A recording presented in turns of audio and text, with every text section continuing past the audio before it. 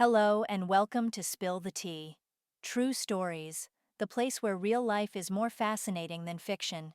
Sit back, pour yourself a cup of tea, and let's dive into the moments that stay with us forever. We're starting now.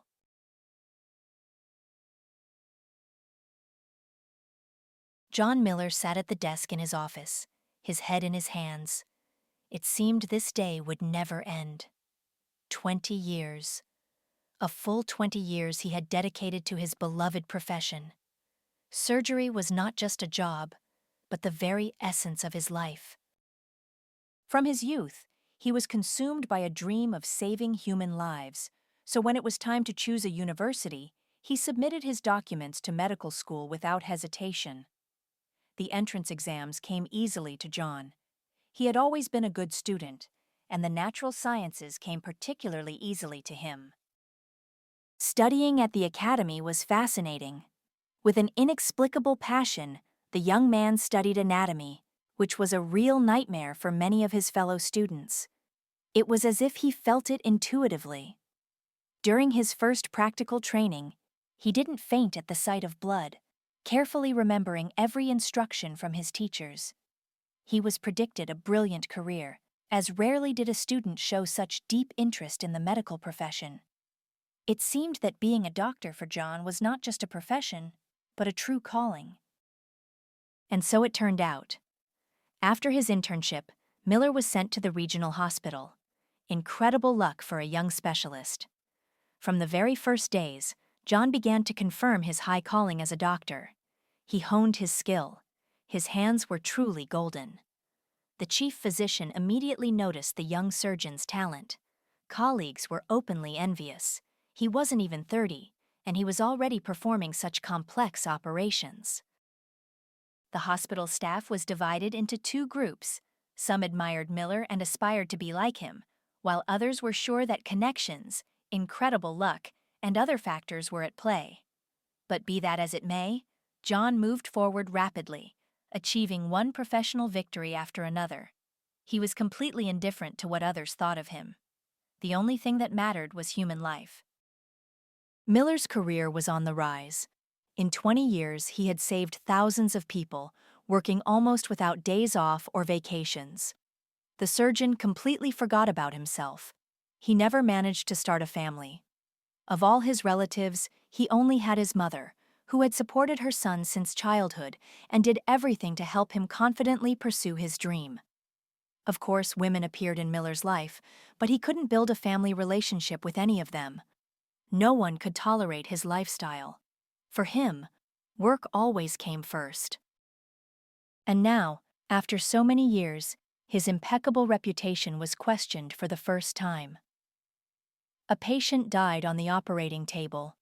This was the first time it had happened in his many years of practice. Everyone present understood perfectly well that a medical error was out of the question. Miller's skill had never been in doubt. The patient had been brought in an extremely critical condition, with almost no chance of survival. For the medical staff, his death was a perfectly natural outcome. Only a miracle could have saved this man. Alas, no miracle occurred.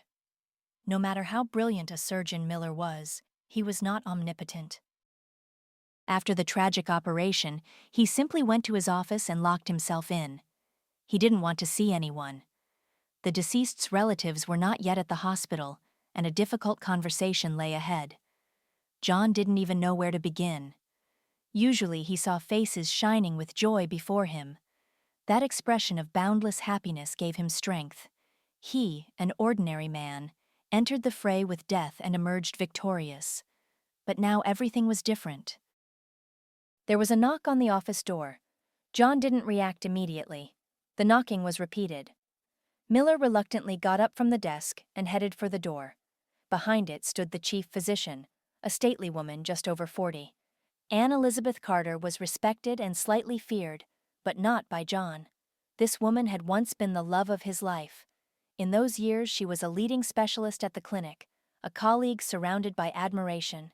The serious and determined young woman immediately caught the surgeon's attention. He fell in love at first sight, although he always denied such a thing. To his surprise, Anne returned his feelings, and a passionate romance quickly ensued. But even she couldn't reconcile herself to the fact that work would always be more important to him. After living together for 4 years, Anne and John parted ways. Neither held a grudge. Both understood perfectly well that in their profession, such a choice was often inevitable. The woman remained a reliable friend for Miller. Even after becoming chief physician, she maintained a warm relationship with her former lover. But now something else was written on her face, far from friendliness. "John," she said, looking away, "now is not the time for talking. A man died on me. I feel like I could have saved him, but I couldn't." Miller's voice trembled. It seemed he was about to cry. "All right, calm down," Anne cut him off sharply.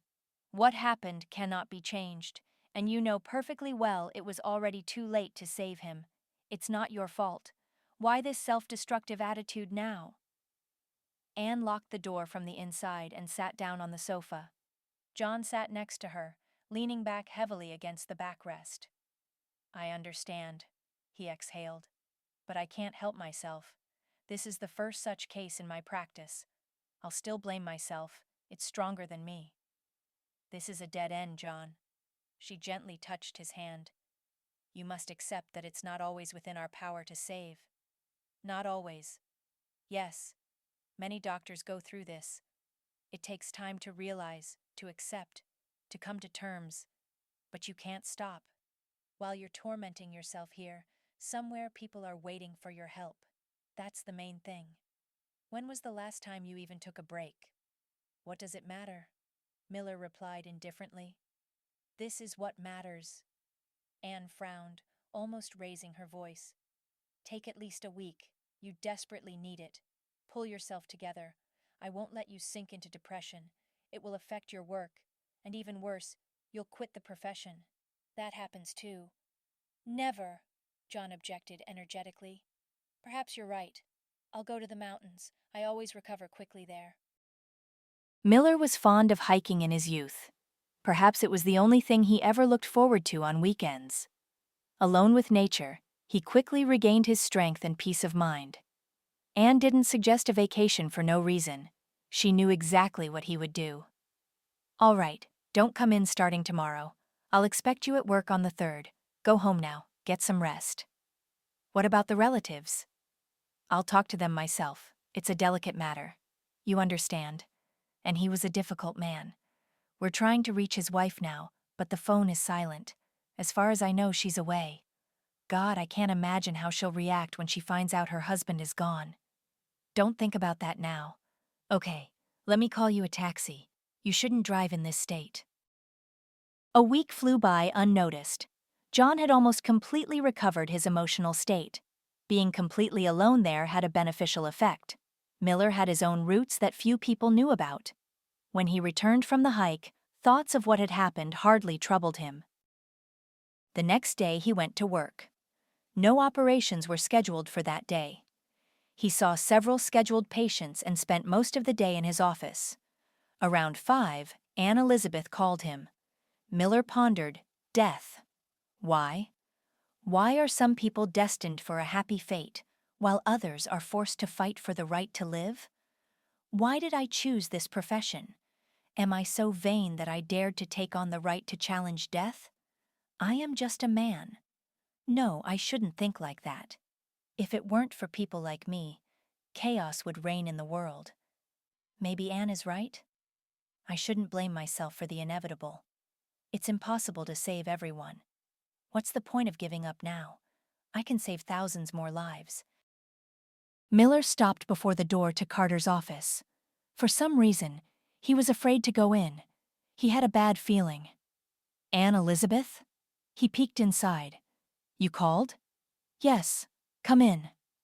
Anne sat at her desk. She looked tired. Her usual confidence had vanished somewhere. Instead of a strong woman, Miller saw before him what looked like a defenseless girl who had recently been crying. The chief physician's eyes were red-rimmed. "What happened?" he asked, concerned. "John," the woman sighed, "I had a very difficult conversation this morning. Trofimov's wife came by. The surname somehow grated unpleasantly on his ear. He was surprised. He passed away a week ago. She wasn't in the country. I had to listen to a lot. Why didn't you call me earlier? I wanted to talk to her myself first, to understand her reaction to the news of her husband's death. But this woman… Anyway, she's demanding I fire you. On what grounds? Miller was indignant. You yourself said I wasn't to blame for what happened. We all understand that, John. But what? But I want to talk to her myself. How can I find her? It's pointless. You see, this Trofimov was an influential man. His wife will do everything to ruin your career. I explained everything to her, but this woman, she's convinced he could have been saved. You know yourself, in such situations, it's very hard to prove otherwise. Nonsense. There was no medical error. I did everything I could. This man's condition was extremely advanced. If he had come sooner, perhaps something could have been done. Now listen to me. I'm on your side. But you know yourself, whoever has the power is right. This woman has connections in the Ministry of Health. She is firmly determined to get her way. If I don't fire you now, heads will roll, including mine. I can't take that risk. You know I'll sue. It's simply absurd to accuse me of incompetence when they themselves let the patient get into such a state. That's your right. But now, I'm sorry, but I'll have to give in to her. I can't do otherwise, John. Try to understand me, too. John's face twisted into a grimace. What difference does it make where her connections are?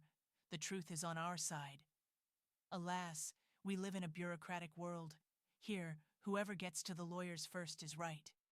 So what's the problem? Let me hire a lawyer right now. Listen to me, John. From my experience, I know the chances will be slim. It's your right to sue for wrongful dismissal. But right now, you need to do as I say. We don't need extra problems. To hell with all of you. Do what you want. I'm free. Yes. Anne lowered her eyes. You can go. Don't come to work starting tomorrow. I'm very sorry. I hope things will still work out. John left the office, slamming the door. What did they think they were doing? It was outrageous. I've dedicated so many years to this work, only for some idiot to just come and cross everything out. Yes, of course, I'll go to court. I don't care who she's connected to. I know I'm not to blame. Let them all fall, a bunch of imbeciles. Because of one death that was inevitable, hundreds more could happen that could have been avoided. John didn't even bother to pack his things. He just left the office without saying anything to anyone. The news of the leading surgeon's dismissal would likely cause a big stir. Despite the ill-wishers, most of the staff liked Miller and sincerely respected him. John didn't want to explain anything to anyone. He said goodbye to his colleagues and the girls at the reception desk as usual, got into his parked car, and took a deep breath. He desperately wanted a cigarette. Miller hadn't smoked in about 7 years. He had quit the bad habit after breaking up with Anne. But now, a clear demand came from somewhere deep in his subconscious. John drove out of the parking lot and went to the nearest kiosk. After buying a pack, he got back in the car and inhaled with pleasure. For a moment, the longed-for calm came, but with each puff, it receded further. Throwing away the butt, John drove home. His head was in complete disarray. He drove mechanically, moving in the obedient flow of cars. I should at least buy some groceries, he said aloud. The supermarket was a couple of steps from his building. John parked by the entrance and decided to walk to the store. He just walked, not noticing anyone around him. In the supermarket, Miller mechanically filled his cart, not even looking at the products. When he reached the checkout and found he had accumulated a full 4 bags of groceries, he was very surprised. But he wasn't going to put them back, was he? John slowly left the store and walked unhurriedly home. Young man! A voice came from somewhere far away. Miller didn't immediately realize he was being addressed. He hadn't felt young in a long time. Young man! The call was repeated. This time John turned his head towards the source of the sound. A few steps away from him stood a woman in shabby clothes, holding the hand of a girl about 6 years old. "Excuse me for bothering you. How can I help?" John responded. Heavy bags painfully dug into his palms. All he wanted now was to get home quickly and get rid of this burden. "Sir, but could you give us a little money? My daughter is very hungry." As if to confirm her words, the girl squeaked something. It was clear from her appearance that the child was malnourished.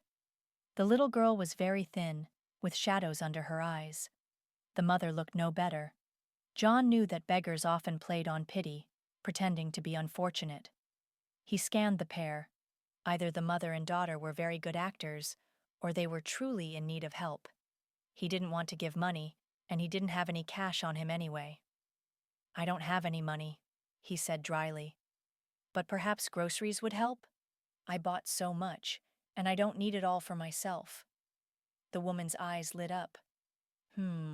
John thought. She doesn't seem to be lying. He handed the stranger 2 heavy bags. "Here, take these.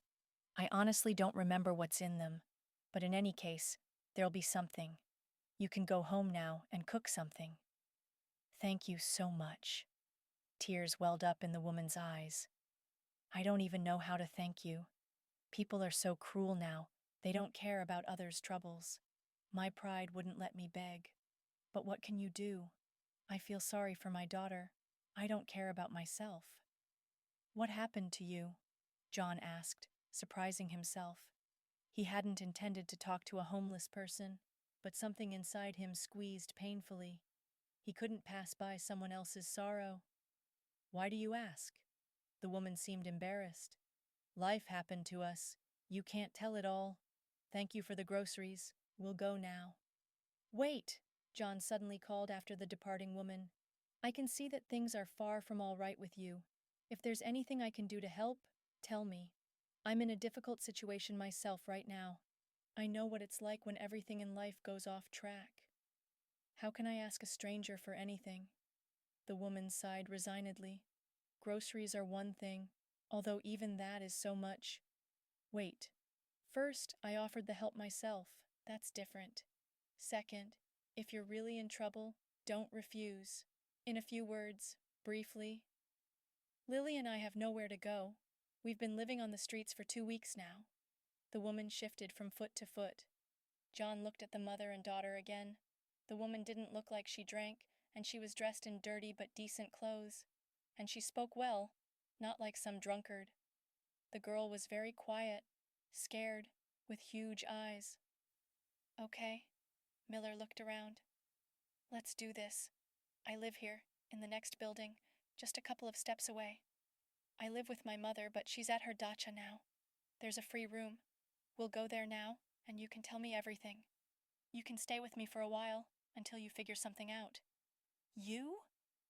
The woman's eyes widened. The offer somewhat bewildered her. "You don't know us at all, and we don't know you. See? We're essentially in the same position. Don't be scared. There's a concierge in the building. She won't keep quiet if anything happens. Don't be afraid. I beg you. I just can't leave you and your daughter on the street now. You probably haven't had a hot meal in days, and who knows what else." "I don't know." The woman was still hesitant. "We don't really have any choice." "There's always a choice. I'm not taking you prisoner. You can eat, drink, and tidy up your clothes. You can leave afterwards, but at least my conscience will be clear." "All right," the woman agreed, though doubtfully. "My name is Sally, by the way, and my daughter is Lily." "John Andrew Miller," the man introduced himself. "You can just call me John and use you." John bustled in the kitchen while Sally and her daughter got themselves ready in the bathroom. Eleanor Margaret, John's mother, rarely stayed in the city during the summer. She preferred to spend time at her dacha. His son hadn't even had time to tell her anything. "I wonder what Mother would say if she were home now," Miller thought. "Would she be angry? No, I think on the contrary, she'd be worried herself. She's not the kind of person to abandon someone in trouble, even strangers." Miller had already finished preparing the stew when the guests finally appeared in the kitchen. Sarah put on clothes for herself and her daughter that John had prepared for them, old t-shirts and sweatpants. When Miller saw the transformed ladies, he was greatly surprised. Sarah looked significantly younger than he had thought when they met. She was a rather young woman, about 30, with long blonde hair and huge gray eyes. The girl was her exact miniature copy. From their appearance, one could only tell that they hadn't eaten for a long time. Both were very thin. John didn't delay and invited both to the table. "Well," he said awkwardly, "enjoy your meal. I hope my cooking doesn't disappoint you. I've made stew, just eat slowly, or your stomachs might ache." Sally and Lily began eating. The girl was shy at first, but her mother reassured her. When dinner was finished, John served tea. Sally gradually recovered. A blush even appeared on her cheeks. "Lily," John said to the girl, "maybe you want to watch cartoons?" "Yes," the girl replied uncertainly, and looked at her mother. Sarah nodded. Miller turned on the TV in the living room and settled the little girl on the sofa. When he and Sally were alone in the kitchen, he began asking questions. "Tell me, Sarah, what happened to you?" Sally was silent for a long time, collecting her thoughts. Finally, she decided. "I couldn't take it anymore. I just took Lily, some money, and just left. At that moment, it didn't matter at all where I went. I just wanted to leave that terrible place." Terrible place? In John's imagination, some kind of cell immediately came to mind. "Yes, my home, you understand? My husband isn't just a tyrant, he's worse. But Lily and I have no one but him. I put up with his abuse for a very long time, but I reached my limit," the woman cried. "Was it really that bad? Did he hit you?" Sally nodded. Another couple of minutes passed before she could continue. "I married Michael very young. I wasn't even 20 yet. My parents died in an accident. I was completely alone then, and Michael seemed like a real hero. He courted me beautifully, carried me in his arms. Only 3 months passed from the moment we met, and he took me to the registry office. I saw no reason to refuse, because back then I thought I loved him. We lived well. My husband worked in a bank, earned good money, but he didn't allow me to work. In his opinion, a wife should take care of the household and children. I didn't protest much, although even then I should have wondered what kind of person he was. Until Lily was born, he didn't do anything like that. Of course, sometimes he'd show his temper, argue. He wouldn't let me leave the house. I had to stop communicating with all my friends. I couldn't get pregnant for 5 years, which drove Michael mad. He accused me of infertility, of being a failure as a woman. And then suddenly I found out I was going to be a mother. I don't even know how it happened. I didn't get any special checkups.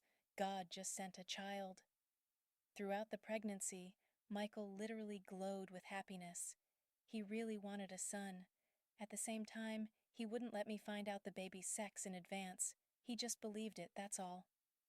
And then a girl was born. Yes, John sighed. Yes, Sally nodded. And from that moment on, he was like a different person. He literally hated me and Lily. He never loved her, but he tried not to show it openly, especially to his parents and friends. No, he bought her everything, didn't deny her anything, but he didn't feel fatherly love. And his attitude towards me changed completely. If before Michael could just lose his temper, be rude, ignore me for half a day, then after Lily was born, he often started hitting me. It started with slaps. If I raised my voice, such punishment immediately followed. I put up with it. Well, and then it got worse. One day Michael came home drunk. I went to the bedroom to avoid getting in his way. When he came in, I pretended to be asleep, but that apparently didn't suit him. He started waking me up, beat me very badly. It was simply unbearable pain. I screamed, Lily woke up, even the neighbors knocked on the door. There was blood everywhere. But Michael, he has connections everywhere. He quickly hushed it up, threatened to kill me if I reported it to the police. I was a fool. I shouldn't have listened to him then. I shouldn't have been afraid. And what would I have said to the police? That my husband beats me? People live in such situations. In the end, this habit became systematic for my husband. He started getting drunk often after work, and this was inevitably followed by beatings. I had nowhere to go. I was afraid to contact the police. Did he hit you every day? No, not every day. When he came back sober, he pretended nothing had happened, even tried to show some signs of attention, took me to different places. He also hit me in such a way that the marks were only on my body. He understood that marks on my face would attract attention. It wasn't fitting for him to have a wife like that. His parents often came to visit, and our friends too. What about his parents? Didn't they even suspect? Of course they suspected. When I told my mother-in-law, she just laughed at me, told me not to dare slander her precious son. When I showed her the bruises, she said, "You're running around with men God knows where. They give you bruises, and here I am, pretending to be a saint." But what men? I never had anyone but Michael. And my father-in-law. He even pitied me, but he said, "You're a wife. You have to put up with it, that's all." Can you imagine? Sally cried. It was clear that the memories caused her great pain. This went on for almost 6 years. I was just living in hell. Michael became more and more sophisticated. The real nightmare happened when Lily was taken by her grandparents. He kept me on a leash all weekend. I don't want to describe all the details to you. It went on endlessly. The last time he outdid himself. I needed to go to the hospital, but he ordered me not to. When Michael saw I was covered in blood, he finally took pity, and they took me. It turned out I had a miscarriage. I begged the doctor not to tell my husband about it. Seeing the bruises and abrasions on my body, the doctor said he would immediately contact the police. But I still insisted on keeping it a secret. I just said I had fallen awkwardly from a stepladder at home. There was renovation going on in one of the rooms. The doctor shook his head but couldn't do anything without my consent. I would have. But he agreed not to inform Michael about the miscarriage. I just knew. If he found out, he would simply kill me. It wouldn't matter that he was the cause of what happened. When I was discharged from the hospital, he was already waiting for me at home. He didn't even come to pick me up. Can you imagine? Most of all, I was afraid for Lily, but thank God she had been staying with her grandparents all that time and had a good time. Is it appropriate to call it that? Michael went on a business trip. He usually didn't travel like that, but there was some conference or seminar. He had to go for 2 weeks. That's when I realized it was my chance. I had to run without looking back. I simply couldn't live in constant fear and pain anymore. But where could I go? He didn't give me money. I only scraped together enough for groceries, but that amount quickly ran out. I packed my things as soon as he left, didn't tell anyone anything. It was dangerous, especially since I have no family or friends. I asked my father-in-law for a little money, supposedly to buy Lily some things. I think he understood everything. This man is the only one who ever tried to help me in any way, but he lived his whole life under his wife's thumb, afraid to go against her will. Should I judge him? After all, I was in much the same position. And what did you do? Where did you go? That's just it. Nowhere. I rented a cheap room in another district, far from the old apartment. I thought about getting a job, but I have Lily with me. I couldn't place her anywhere. There was no money for kindergarten or a nanny. The money ran out in 3 months, you understand? Because if I had been alone, I would have somehow managed. I found a small side job. I went to clean floors in the evenings. John looked at this fragile young woman. It was clear she wasn't used to physical labor. He imagined how difficult it must have been for her to decide on such low-paid work. I have no education, no experience. Where else could I go? Besides, I was very afraid Michael would find us. Before the marriage, I was studying, but after my parents died, I dropped out. And Michael didn't allow me at all. Only home, the family hearth, damn him. So now I'm 31, with a child, and a constant feeling of fear. All of that can be resolved. I understand you're scared and the circumstances are difficult, but I can help. And how did you end up on the street? How long has this been going on? We lived in the room for 3 months. When the money ran out, I persuaded the landlady to let us stay on credit for a while longer, but at some point, her patience ran out, and we simply had to go out onto the street. At first, we were at the train station. I tried to get into a rehabilitation center, but I thought Michael could easily find us there. So we just wandered. I had to quit my job. There was nowhere to leave Lily. And then I had to swallow my pride and start begging. I knew it was the end, but there was still hope for a miracle. And here it is. Sarah tried to smile but cried again. John put an arm around her shoulders and tried to comfort her. Sally, listen. I won't promise anything, but I think I can help. Stay with me for now. Mother will be back from the dacha soon, of course, but she's an understanding woman. She won't turn you out. I have a friend who owns a private clinic. I could get you a job as an administrator there. It's not much, but you have to start somewhere. And then we'll see. Really? A mix of joy and doubt was reflected in Sally's huge eyes. I'll do all the housework. I don't want you to think I'm a freeloader. What about your husband? You'll have to get a divorce. Since you have a young child, it will have to be through court. He'll take Lily. You understand that there's little chance she'll be left with me? I have no job, no home, and he has money, an apartment, influence. Nonsense. Everything can always be resolved. I have influential acquaintances, too. Among them are several good lawyers, even a judge and a couple of prosecutors. Do you work for the authorities?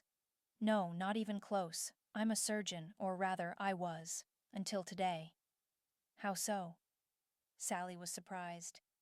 I was fired today. A patient died on the operating table, and although it wasn't my fault, his relatives are convinced otherwise. He was a difficult man. I don't even know what to do now. In any case, I won't let this stand. But for now, I had to make concessions to the chief physician. I'll sue. There's nothing else to do. For now, I need to pull myself together. John and Sally sat in the kitchen a little longer, talked, and then the woman went to bed. Lily was already sleeping peacefully with the TV on. Sally gently lifted the girl and carried her to the bedroom. What are you saying? Eleanor Margaret's voice sounded extremely agitated. Fired? How dare they? You can't find a specialist like you anywhere. Mother, it's too long to explain all this over the phone. I don't want to. Come here then. You have nothing to do right now anyway, and I actually need help here. I'm redoing the flower garden, and it's hard to dig by myself. Will you come? John thought about Sally and Lily. It felt awkward leaving them. And in principle, it was probably dangerous to leave a stranger alone in the apartment. Her story, of course, didn't cause any doubt, but anything can happen in life. Refusing. Taking Sally and the little girl with him was also out of the question. All right, I'll come then, closer to evening. I need to finish a few other things. I'll be waiting, son. You haven't done anything foolish, have you? Mother, stop it. All right, see you. Miller hung up. He had just woken up. The conversation with his mother had fully roused him. I'll have to go. Well, I'll hope for Sally's decency. I feel like she's not the kind of person to repay kindness with treachery. John went into the kitchen. To his surprise, Sally was already busy with housework. She had managed to clean up and make breakfast. A steaming cup of coffee was already on the table. I heard you woke up, and I decided to quickly make some coffee. Is it all right if I make myself at home here? Of course, Miller smiled. Make yourself at home. Honestly, I didn't expect breakfast. How else? I did it mechanically for so many years. And here, for the first time, with pleasure. I just don't know if you eat scrambled eggs and all this? John looked at the set table with surprise. Sally had managed to prepare more than just scrambled eggs. On a plate, a huge pile of Serneke, cottage cheese pancakes, was steaming. He hadn't seen anything like it since childhood. Wow, Serneke! I haven't eaten them in 100 years, and they're just like the ones Dad used to make. I never saw Eleanor Margaret make sirniki like this. It was his signature dish. After the divorce, Mother erased Dad from her life, and sirniki ended up on the forbidden list. John ate the contents of the plates with appetite. By the way, I got the recipe from my father, too. Apparently, some men have the same weaknesses. Dad often made them. And then I learned. What a coincidence, he inquired. Is she up and about? I gave her a pencil and paper she's drawing. My daughter loves it. Then we need to get her some art supplies right away. I'm going downtown now, so I'll look for something. Great! Sally was genuinely pleased. Maybe you need something too? We could go together? Sally hesitated. I don't really want to leave the house. Okay, I understand. No problem. Just tell me what to buy and I'll bring it. As you can see, I don't have many women's things. Nothing is needed, thank you, the young woman replied modestly. Well, suit yourself, Miller shook his head. No need to be shy. I'm not shy, Sally blushed. I just don't know what I need. Your house is so big, it seems like you have everything here. Sally, Miller suddenly began, finally deciding to tell her about his departure. Here's the thing. I'll need to leave for about 3 days. Can you manage here without me? I'll buy groceries. If you need anything, order it for delivery. I'll leave you my card. How can that be? Sally was scared. You're not going to leave us alone in the apartment, are you? You don't know me at all. What if something happens, like a flood? Go down to the concierge. She has the numbers for all emergency services. I'll tell the desk that my sister and niece have arrived, so they'll be aware. But I won't go out anywhere. That's fine. But can you take Lily out into the yard? The girl needs fresh air. Our yard is enclosed. No strangers come here. Go out the back side of the building. I'll show you everything. I'll just quickly go downtown and back. We'll discuss everything. Okay? Sally stood by the stove, completely bewildered. She hadn't expected this amazing man to show her such trust.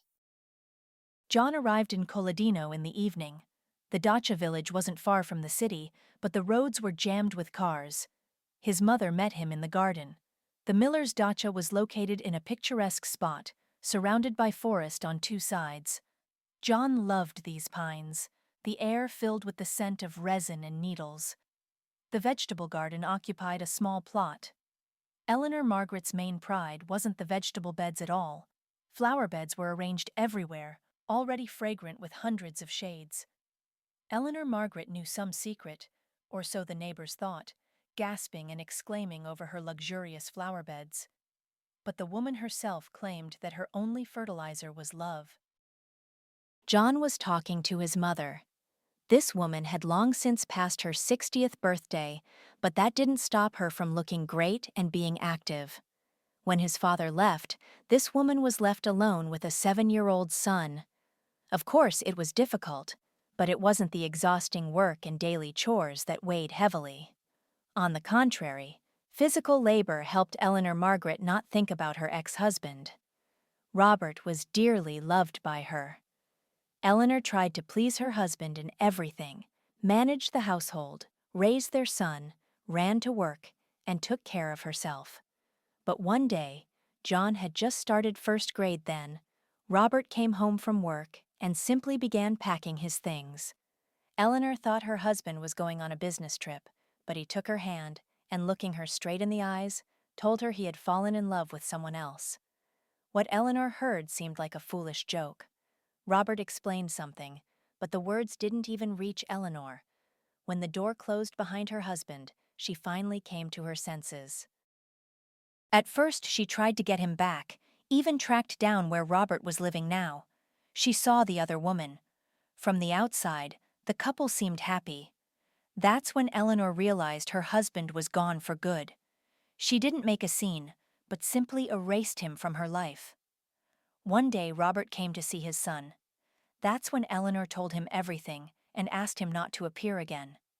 Since he had chosen another life, he should not remember the old one. Robert understood. John never saw him again. When Robert died, John wasn't informed. Miller didn't grieve much. He barely remembered Robert. His mother had convinced him that this man didn't deserve to be called a father. "Johnny!"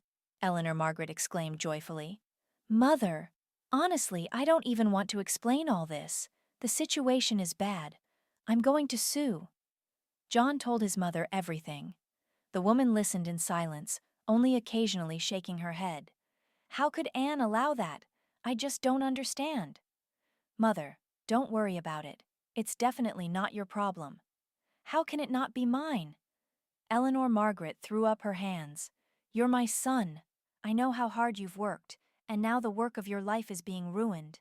It's not honorable." "What honor are you talking about? In this world, everything is decided by money and connections." "If that's the case, then I won't give up either. And I have those connections. I've saved the lives of many influential people. I think many would gladly agree to help me." "That's right." "All right, get some rest now, and then perhaps you'll tackle the matter with renewed vigor. If only you would settle down in your personal life." "Mother!" Miller looked at her sternly. "How many times have we talked about this? Family isn't for me. And the fact that I'm unemployed right now is no reason to think otherwise. This is temporary. I just want grandchildren," his mother sighed. "I'm not young anymore. Time is running out, and I won't get to hold them." "Don't be sad." John hugged Eleanor Margaret. "Grandchildren aren't everything. Look how well you've done. This year the flower beds are beyond praise. The neighbors are probably all envious." "Oh, don't say that. I want to do more." "On that plot there." The woman pointed somewhere vaguely.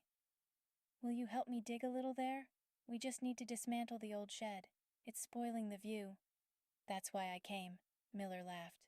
"All right, give me a crowbar and a shovel. I'll start right now." "Are you crazy? It's night already. We'll start in the morning. Let's go. I'll feed you some pies first, your favorites, with green onions." They settled in the summer kitchen. John listened to the chirping of crickets and admired the sunset sky. "It's good here," he thought. "Maybe I should give it all up, move to the village and become a farmer.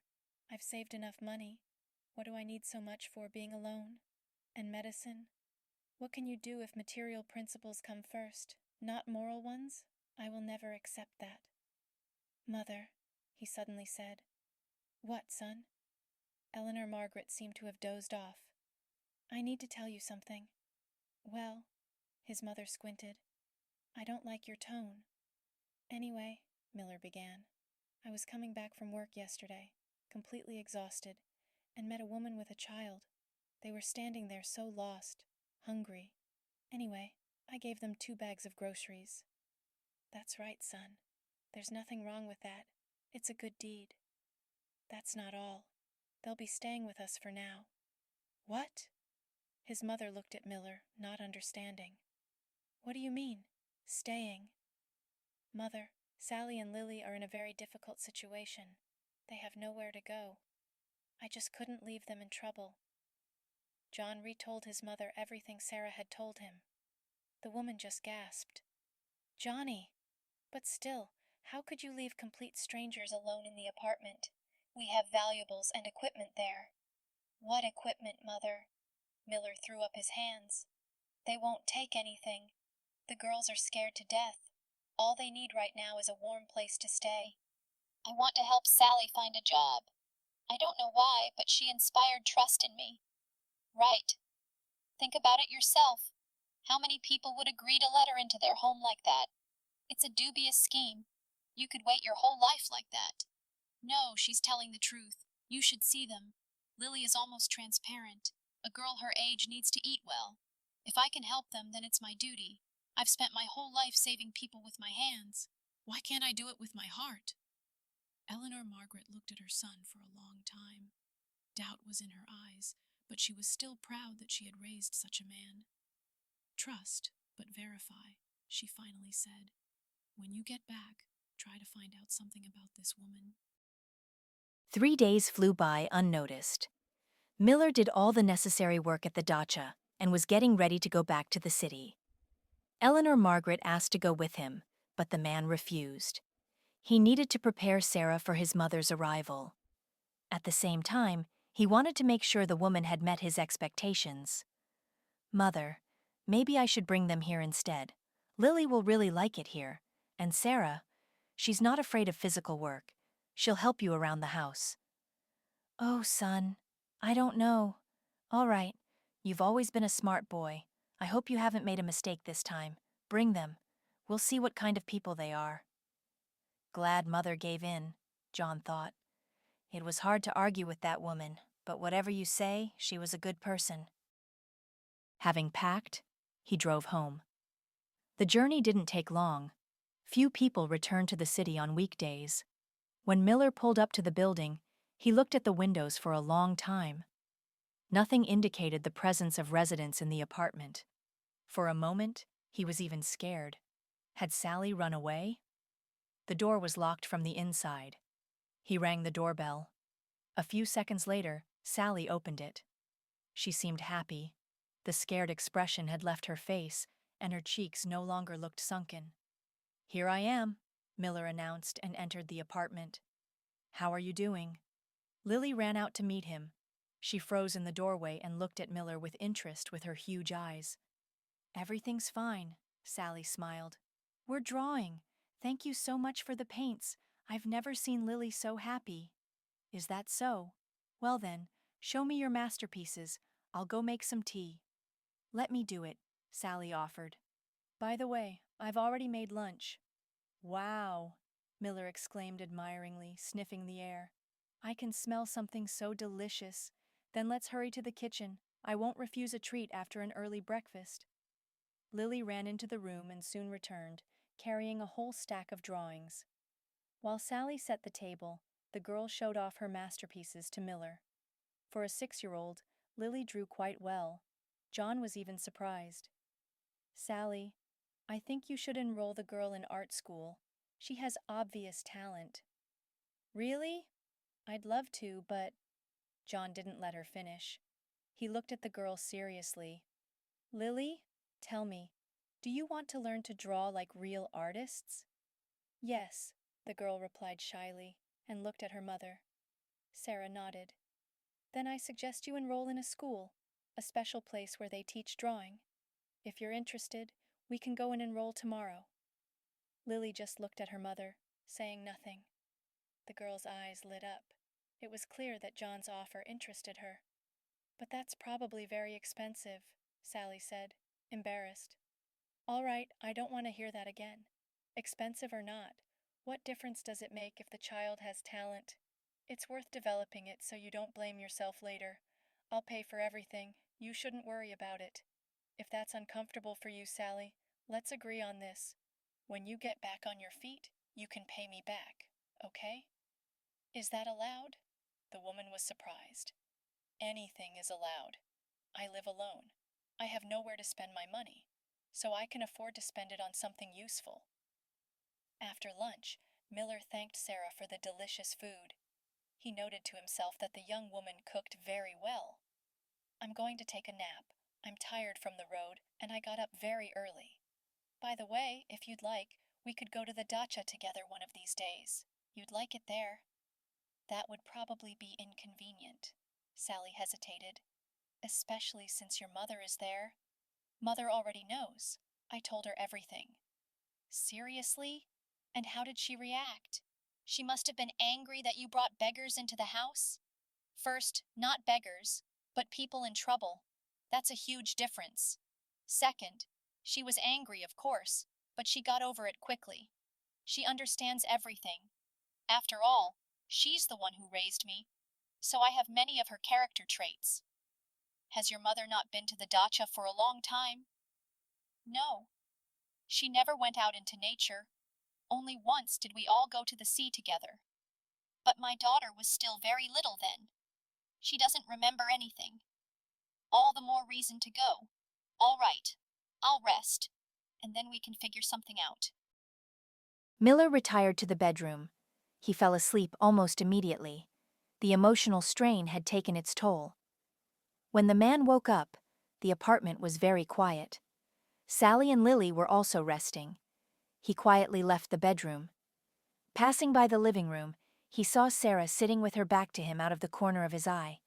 She was quietly sobbing, discreetly dabbing her eyes with a handkerchief. John coughed. Sally started and turned around, immediately wiping away her tears with the sleeve of her sweatshirt. "Sorry, I didn't mean to. No, it's fine. I was just thinking. Why are you crying? What do you have there?" "It's a picture of my parents." Sally handed Miller an old, faded photograph. "It's all I have left of them. When I ran away from home, all I grabbed were my documents and this photo." John carefully took the piece of glossy cardboard she held out. It showed two happy people. The man gently hugged the woman, whose eyes sparkled with happiness. Miller's breath caught. "What is it?" Sally asked, concerned, seeing John's face change. These are your parents?" "Yes," the woman nodded. "And what were their names?" "My mother was Helen, and my father was Robbie." "My God," Miller whispered and sank heavily onto the sofa. "John, are you all right? You've gone so pale. Let me get you some water." Without waiting for an answer, Sally jumped up from the living room and a few seconds later brought a glass of water. Miller drank it greedily to the bottom. "Thank you," he mumbled. "You scared me so much. Is it your blood pressure?" "My mother-in-law used to turn pale just like that and faint. She had low blood pressure." "No, Sally, it's not my blood pressure. Wait, I need to process this information." "What information?" The woman was surprised. "Did my parents upset you somehow?" "Not just upset me, Sally. You'll understand everything now." Miller abruptly got up from the sofa and walked over to the large dresser. He opened the bottom drawer and took out two heavy velvet photo albums. Such albums used to be very popular. Each contained family snapshots, forever capturing precious moments of the past. John nervously flipped through the heavy cardboard pages. What he needed didn't seem to be there. Eleanor Margaret kept everything, but that picture, had she thrown it away? Among the empty pages, John found that picture. The photo was about 35 years old. That was the last time they had all gone to the sea as a family. With a trembling hand, Miller picked up the black and white photograph by the corner. He looked at it for a long time. From the picture, a smiling little boy with a sunburned nose smeared with sour cream looked back at him. The boy was sitting on the lap of a mustachioed man. Slowly, Miller walked over to Sally and held out the photograph to her. The woman looked at the picture, not understanding. She knew this mustachioed man very well. His gaze only looked stern in the photo. In real life, her father was very kind and often laughed. How can this be? Sally looked at Miller. "Where did you get a picture of my father? I don't understand. When was this?" "Almost 40 years ago. You weren't even born then." John sighed. "His father was also named Robbie." "It can't be." Sally jumped up from the sofa. It was clear how tense her body was. "This doesn't happen." "As you can see, it does." Miller's gaze scanned the emptiness. The man couldn't gather his thoughts. "It's just a coincidence. It's a common name. And on old Soviet pictures, men often looked alike. I get it. It's the mustache." "Sally." John stood up and took the young woman's hands. "You know perfectly well it's not about the mustache. Both your father and mine are the same person." The confusion on the woman's face was hard to describe. Emotions changed one after another. Finally, she couldn't hold back and cried. Miller hugged her tightly and stroked her blonde hair for a long time. The next day, Miller took Sally and Lily to the dacha. The newly found relatives somehow both became silent at once. It was hard to find words. "I'll tell Mother myself." Miller broke the silence. "Of course," Sally nodded. "I wouldn't have even thought of telling her everything right away." They hadn't told Lily anything yet. For a child, the appearance of a biological uncle probably wouldn't be such a shock. But for now, John and Sarah decided not to rush. Too much had happened in the last week. Eleanor Margaret was waiting for them. Having finished all the housework, she tidied up. When the whole group got out of the car, the woman looked at the guests with suspicion. "Mother," Miller called out to her happily. I'm not alone, as I promised. Meet Sarah, Eleanor Margaret, and this charming young lady is Lily. Hello, Sally said modestly. Lily also squeaked something. Eleanor Margaret's stern face broke into a smile at the sight of the girl. She loved children very much. She couldn't resist their sincere simplicity. Good afternoon, girls. Glad to see you. Why are we standing here? Come into the house quickly. I'll make lunch now. You must be tired from the road. Are you hungry? I can help, Sally offered eagerly. Nonsense, I can manage myself. Mother, it's impolite to refuse, especially since Sarah cooks wonderfully. I was surprised by the serniki myself. Serniki? His mother became wary. Apparently, the mention of this dish stirred up some unpleasant memories in her soul. Yes, John smiled. You'll be surprised, but they're exactly like the ones Father made. At the mention of Robert, Eleanor Margaret winced. So many years had passed, and she still couldn't forgive her ex-husband for the betrayal. For this proud woman, there was nothing worse than such a flight from the family. Well, we won't be making serniki now, the woman replied carelessly. If you want to help, please come to the kitchen. And you, Johnny, show the girl the garden for now. Well, Lily? Miller winked at the little girl. Do you want to see the most beautiful flowers in the world? The most? The girl's eyes widened. They don't get any more beautiful. Let's go together. They went into the garden. Lily ran from one flower bed to another, inhaling the scent of the beautiful buds. And there are berries there too, John called out to the little girl. Do you like berries? The raspberries are ripe. I don't know, the girl shrugged uncertainly. Don't tell me you've never eaten raspberries. I have, but I've definitely never tasted ones like these. John walked over to the bushes and picked a handful of large red berries. She cautiously took one berry and popped it into her mouth. Her eyes immediately lit up with delight. Delicious. Can I have another one? Of course you can eat them all if you want. The whole garden is yours. Lily laughed and ran to the bushes.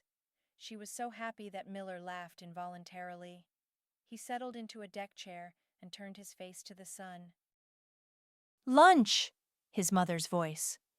John awoke from a half-doze. Lily had eaten her fill of berries. Her whole face was smeared with juice. Goodness, look, you're all smeared. Let's go quickly, wash up, or Mother will scold you. Lily obediently followed Miller. He turned on the garden hose. The girl held out her palms and began washing her face with abandon. She got completely soaked. When they came to the summer kitchen, Eleanor, Margaret, and Sarah had already set the table. The women had made okroshka, cold soup. Steam rose from the boiled potatoes sprinkled with green onions, and next to them, on a large platter, lay a pile of appetizing fried chicken. Wow, John exclaimed, a real country feast. And the main thing, Eleanor Margaret noted, you did it all so quickly. Sally has golden hands. He didn't lie when he said she cooks wonderfully. Thank you for bringing a helper. Miller noted to himself that Sarah had already turned into Sally. His mother didn't warm up to people so quickly. Apparently, this young woman had found a way to win the heart of this proud woman. John liked this very much, as a very serious conversation still lay ahead. When lunch was finished, Lily was carried into the house. The little girl had dozed off right on the bench. Eleanor Margaret took Sally into the garden to show off her plants. Miller followed them. When the tour of the hostess's domain, which had delighted Sally, was finished, everyone settled in the gazebo for conversation. Sally, unaccustomed to so much fresh air, started to doze off. John escorted her into the house and settled her next to the sleeping Lily. Returning to the garden, he sat down next to his mother. Mother, John began cautiously. Well, what do you think of the girls? A miracle, Eleanor Margaret exclaimed. Honestly, I didn't expect. And here's such a decent young woman, and her daughter is simply adorable. Quiet, surprised by everything. You can tell the child hasn't been spoiled much. Yes, if only you had a wife like that, with a child already. I'd accept her like my own granddaughter. That's what I wanted to talk about. John? His mother looked at him in surprise. "Are you saying you've fallen in love with Sally? Only a week has passed. I was just joking."